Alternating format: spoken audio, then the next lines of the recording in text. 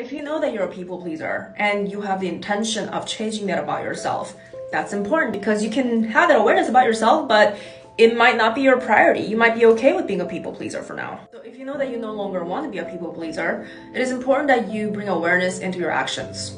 Now that I say this, because a lot of people engage in these behaviors without even knowing that they're doing this. Because the majority of the time, these people are, self-proclaimed empaths, and they do not know how to separate other people's emotions that they absorb from their own emotions. And the way they perceive or absorb these other people's emotions make them feel uncomfortable, and this is why they overreach, they overextend, they overdo, and they actually end up making people feel uncomfortable by doing that. So they are not only not getting their own goal met, which is, they have the intentions of making other people feel better, but it actually makes it worse because they're making other people feel more uncomfortable because they don't know how to stay in their lane. Obviously, we can't change how we feel if we're overly sensitive, if we're naturally hypersensitive to the energies of surroundings, other people's feelings, emotions, and we can't change that.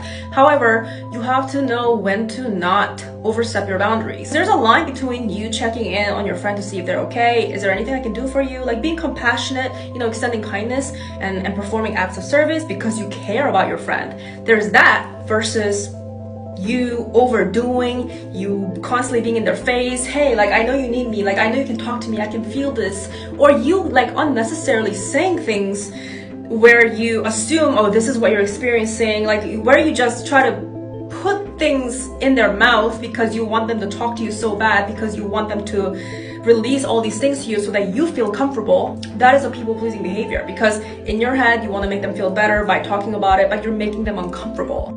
Another example is that you forcing things, you forcing a certain connection to be established between you and somebody. So you kissing their ass, you giving them all this flattering words, compliments.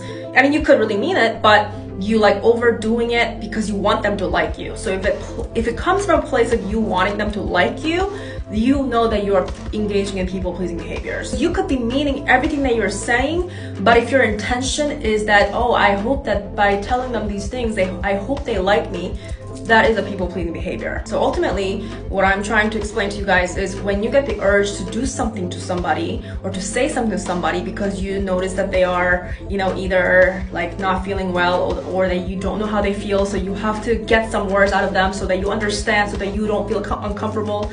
Stop. Know your place. Know when to stop. Know when to leave people alone. What other people are dealing with is not your responsibility. Extend compassion and sympathy, but know when to stop.